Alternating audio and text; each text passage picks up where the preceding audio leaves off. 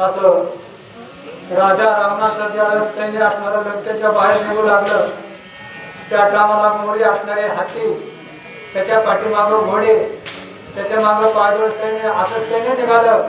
ज्या टायमाला सैन्य निघालं त्या टायमाला त्या सैन्याच्या पायाखाली मोठमोठे पर्वत पीठ व्हावं, असं मोठमोठे बल्लाडे वीर, हाती, मोठे मोठे घोडे, असं सगळे सजून असणारं आपापलं साहित्य शास्त्र असणारे घेऊन निघाले. मग सांगतात आय पुत्र प्रधानाचे दुःख, स्त्रियाची खस्तालो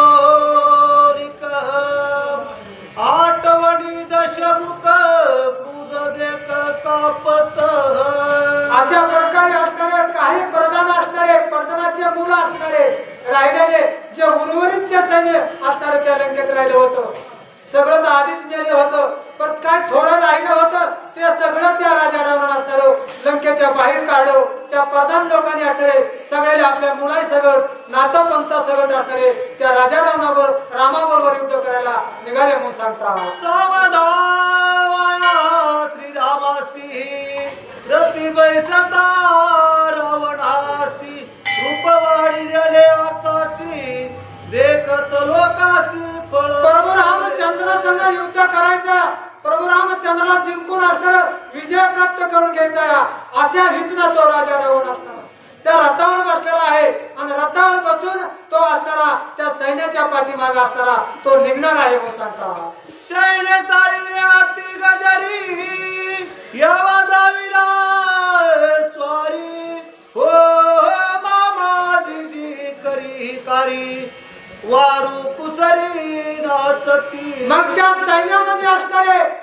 घोडेस्वार असणारे ते घोड्यावर बसून असणारे त्या घोड्याने नाचित होते. आणि ते घोडे असणारे काय खेकळा मारत होते, काय हो हो मामा चिची असणारा आवाज असणारे ते घोडे करत होते. अशा तालावर असणारे ते घोडे नाचत वाजत गाजत असणारे मोठमोठे जमाने, मोठमोठे ढोल असणारे वाजत असणारे त्या सैन्याबरोबर असणारे मोठ्या थाटामध्ये तो राजा रावण असताना निघाला. मग सांगतात सैन्य चालले घरदाट अश्वगाजाचे पैथाट सैनारथाचे गडगडाट राज अंबर ज्या वेळेस ते घोडेस्वार घोडे जे असणारे घोड्यावर बसल्याचे वीर असणारे मोहरी निघले त्या टायमाला ते घोडे असणारे नाचत होते. त्यांचा आवाज पायाचा त्या सैन्याचा आवाज आकाशापर्यंत असताना दणानून गेला होता.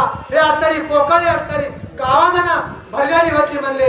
अशा प्रकारे आवाज असणारा मोठा उठला होता. सांगतात दुशीनाचा विस्कार दिवी भुवी अंतराळ दिशांच्या पोकळ्या सकळ रज कोंदले जगात. ज्या असणाऱ्या घोड्याच्या पायाच्या धुळीमुळे असणारे 10 दिशा ज्या आहेत त्या सगळ्या असणाऱ्या भरून गेल्या होत्या.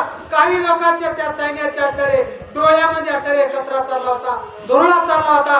काही डोळे धुळीत होते, मोठ्याला तसेच असणारे पुढे पळत होते. असा धुळाचा धूळ उठली होती. म्हणून सांगतात दिवसाचा पडला अंधार रज बुडाले पायी नेत्र दुर्मित त्वर त्वर तेत सत्वर.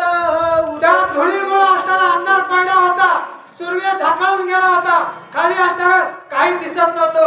अशी अवस्था झाली म्हणले. काही असणारे सैन्य असणारे डोळ्यात फुटता गेला म्हणून डोळे चुळीत होते.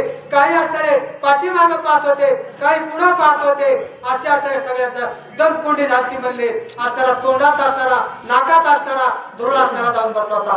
असं असणारे सगळ्या लोकांचं त्या सैन्याचा दमकुंडी झाली म्हणतात. त्या निमित्तानेच तत्र सन्नभा